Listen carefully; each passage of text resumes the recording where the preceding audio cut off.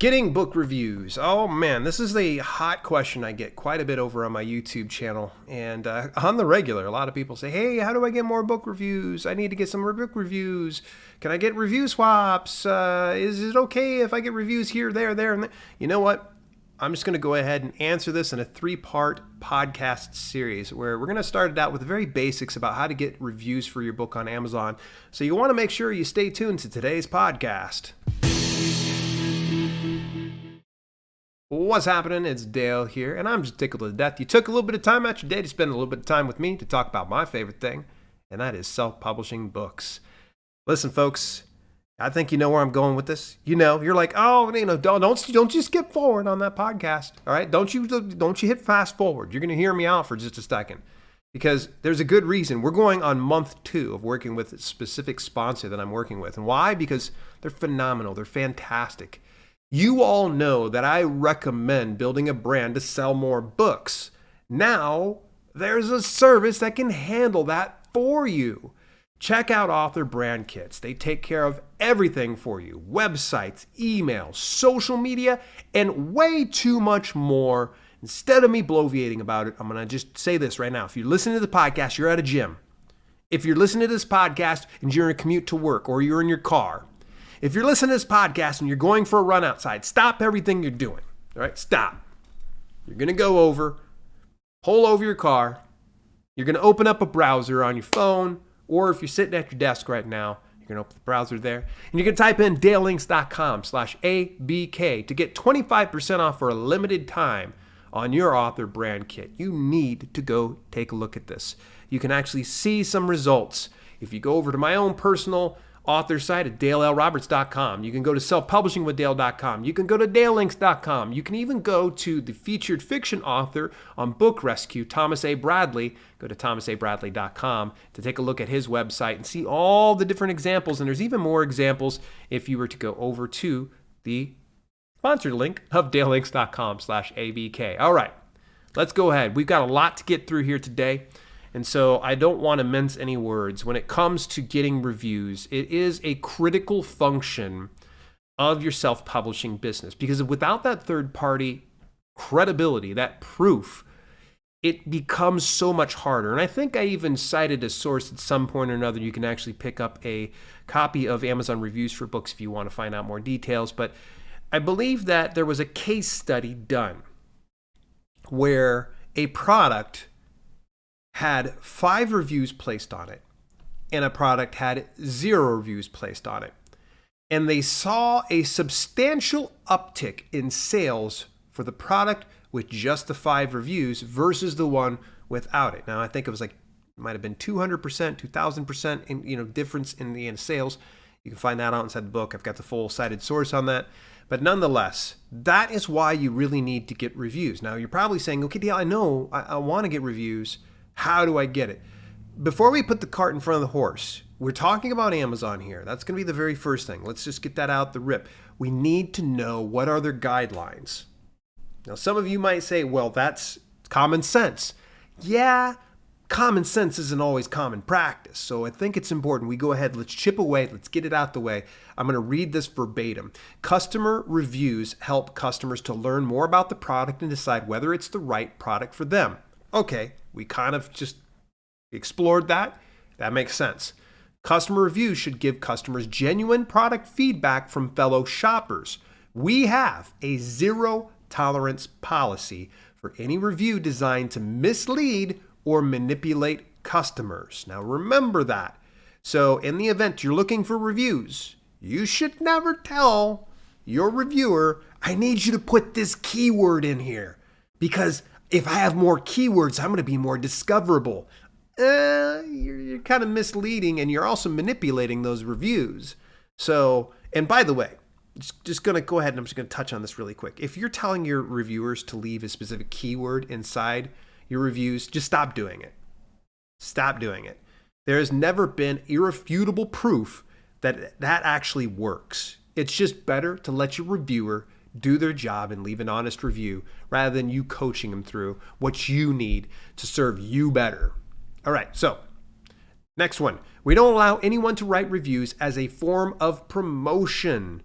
Okay, so This means that, if you're trying to go over and do reviews and you post a link to your website or to your book or something else like that, they're just like, no, don't do that.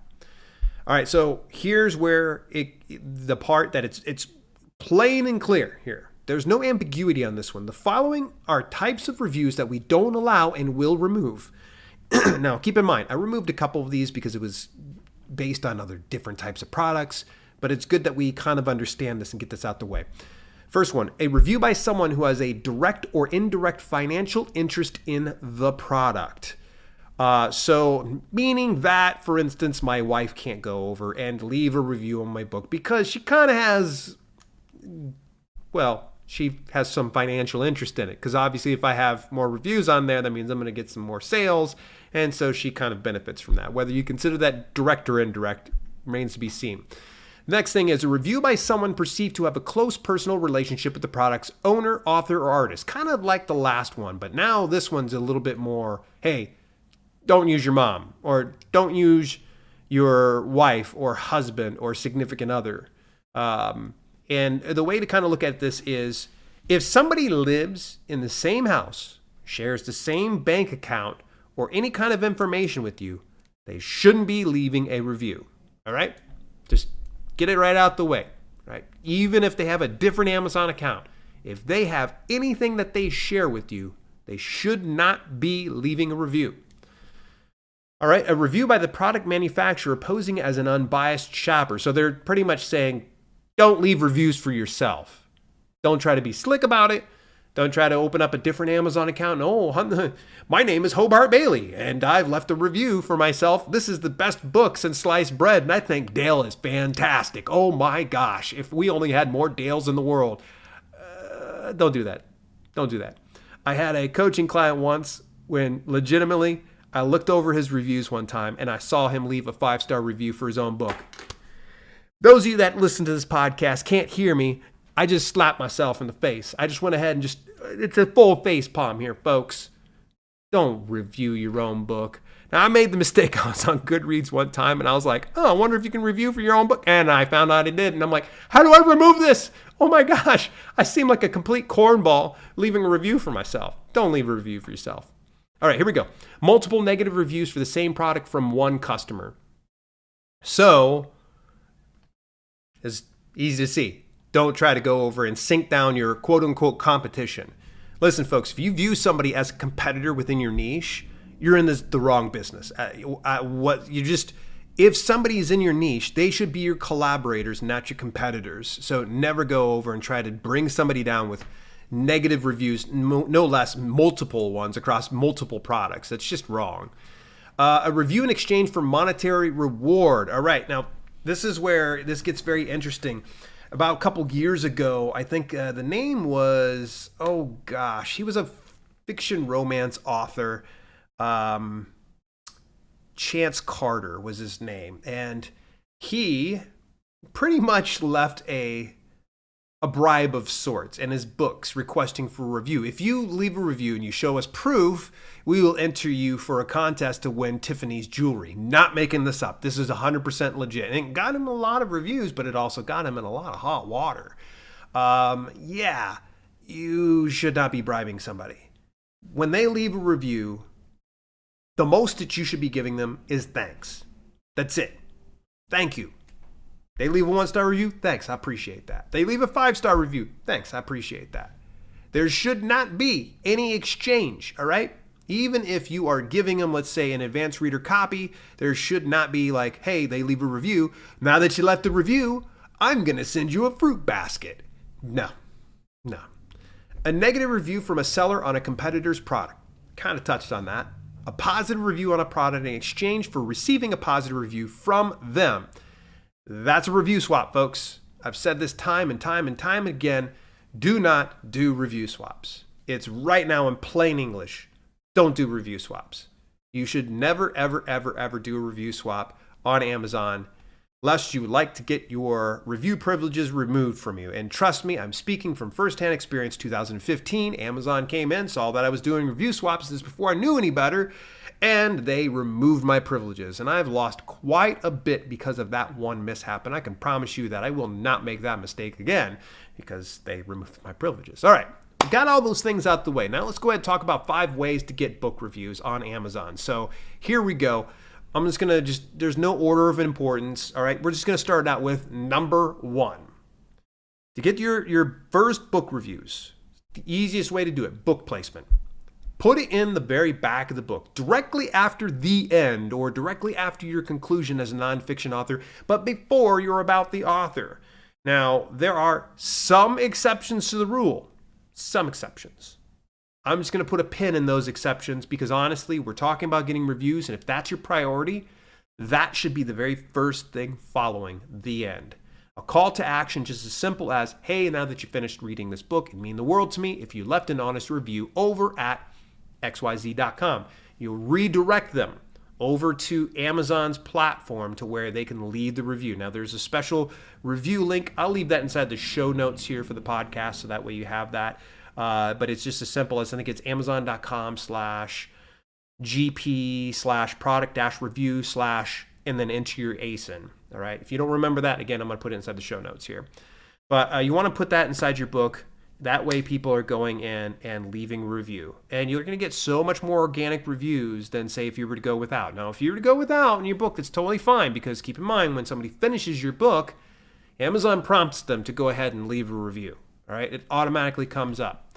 But I try not to play craps with my reviews. I try to get it to where there's no gamble whatsoever, automatically, right out the gate. And if you can tell the person what it's in it for them, then they're going to be more susceptible to wanting to leave a review. So it could be something as simple as, if you can help provide feedback, I will be able to provide you better publications in the very near future. Things like that. Number 2, the ARC team. I talked about this extensively over the past few weeks when it came to promotion for your book and the promotional strategy of getting an advanced reader copy team. Advanced reader copy team works like this. You reach out to some readers who are willing to read an advanced copy of your book, and when they're done and your book launches, they leave a review. Quite simple. You can do it through platforms like Story Origin. That's my preferred place. You got Booksprout, BookFunnel, and so much more. I just honestly think that if you're going to launch a book, this needs to be part of your strategy, having an advanced reader copy team. Don't skip over this. That way you have some reviews right out the rip. Now, I'm just going to tell you this. It's going to be the rule of 3s. 1 out of every 3 people that are going to read your book is going to leave a review. So start to plan out. If you want to get, say, 10 reviews of your book, you're going to need to get out at least 30 advanced reader copies to see 10. Now, if you get more than that, great, right? I mean, you'd probably be ecstatic if you got 20 out of that, or 30 out of 30. That would be fantastic. But I always tell people the rule of 3s. When it comes to advanced reader copies, when you get those on out there, plan on at least 1 out of every 3 people are going to leave a review for your book.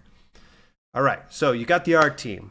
That's probably the most effective way to get your book started in the right direction. The very next thing is number 3, just ask. I know there's nothing sexy about this. Sometimes people will come to me and they ask me like questions, and they'll say, hey, what do you do this, this, and this? I don't know, I just Google it. It doesn't seem like a sexy answer, but it is true though. When you want more reviews, you just ask. Now you're probably saying, who do I ask? You got an email newsletter? Ask. You got social media? Ask. In-person events? Ask. If you're on YouTube, Twitch, or even just hanging out with people as a viewer, ask. It's so simple. You're in Discord, guess what you do? Ask. Yeah. There's so much that you can be able to do by just simply asking. It's nothing more than that. And the nice thing is, you can do this in perpetuity and continue to get that type of thing. Now, here's a big bonus. When you do go for the ask, something as simple as this. It'd mean the world to me if you left an honest review over on Amazon, and hey, while you're at it, could you just copy and paste that over into Goodreads? A lot of people are like, absolutely, sure, copy, paste, boom. You've got reviews in 2 different spots then. Then you got social proof, not only on Amazon, but over on Goodreads, which is owned by Amazon, and which pretty much is a place for voracious readers. That's the social media for readers, is what it is. And so by having reviews there, going to really bring in more awareness of you. And the nice thing is it directly integrates with Amazon. So your book's on there. Guess what? They can click that and it goes over to Amazon. They can buy your book right there. Boom. There you go. Number 4. All right. Number 4 here, social sharing. I know I kind of said I'd just ask through the last one. I said social media. You go ahead and just ask that way. Well, this one right here is a little different. Let's say you get a positive review. Share it. Share it with the world. Take a little screenshot of it, or you can even just copy and paste it and share it on out there and give people the link so they can actually go and see where it's at and say, hey, what do you think of this? Agree or disagree? Do you find it helpful? If so, go visit this link right over here. They'll go on over there. Nice thing is, people, oh man, they see that other people are leaving a review for your book. I just read his book. Oh, I better go ahead and leave a review now. Or they didn't even hear about your book and they get the book and then they leave a review themselves. Let's say if there's a negative review. Don't sweat it. Don't fret. It's okay. Listen, it's always good to have variety in your reviews. All right. Having all 5 stars and 4 stars is all well and good. And it's good on your ego. But let's be honest. Not everybody's going to like your stuff. That's okay. Because here's what really gets the troops all fired up. You got readers that enjoy your content, but haven't left a review. Share a negative one with them. Oh my gosh. A number of years ago, I had someone who left a 1-star review on one of my books. And the funny thing is, it was outright wrong. Like it was like, there's no pictures inside this book and blah, blah, blah. And I shared it to my email newsletter. And right away, one of my subscribers went right on over, left a review, and it was a 5-star review saying, yeah, there was this other review that says it was 1 star because there was no images, but I have proof. There are images inside this book.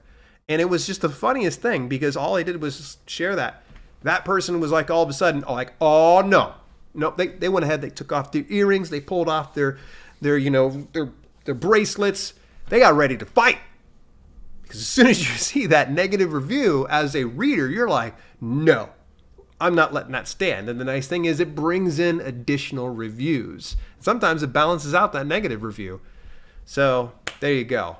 Hey, I've got one more final tip here, but I want to, of course, give a special thanks to our sponsors, Author Brand Kits.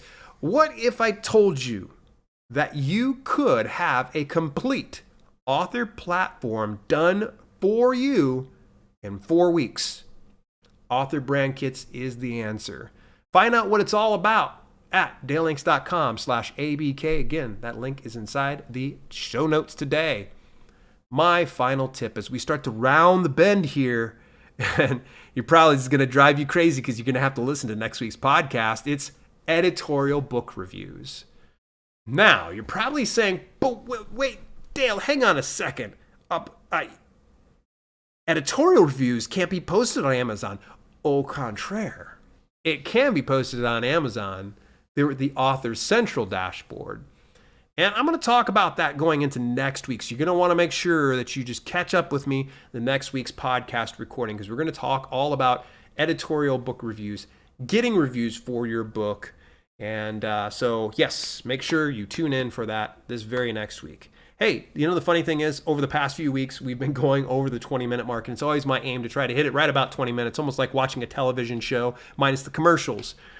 So what I want to ask of you is, if you enjoy this podcast, do me a favor, subscribe or follow me on your preferred podcasting platform and leave a review. And fun fact, all right, folks? 2 fun facts. This podcast is actually aired visually on YouTube if you go over to dalelinks.com/YouTube podcast. And the funny thing is, if you're watching this on the YouTube podcast channel and you're subscribed and you leave a comment, you don't have to leave a comment, but it'd be awesome if you do. There's actually a bigger channel. Yes, that's right. I've got a huge channel with over 550 videos over on it. You go to dalelinks.com/YouTube, subscribe to the big channel there. It's so funny. I actually saw a couple commenters recently where they didn't even know about the big channel. So they've been on the smaller podcasting channel. We're getting ready to hit 1,000 subscribers on the podcast channel, folks. Make sure that you are one of the first subscribers over there. Again, dalelinks.com/YouTube podcast to be part of the 1,000 sub club. Hey, folks, we're going to be talking about editorial reviews again this next week. You can pick up more information when it comes to getting book reviews when you go over get Amazon reviews for books at dalelinks.com/reviewsbook. Till next week, folks, I will chat with you then.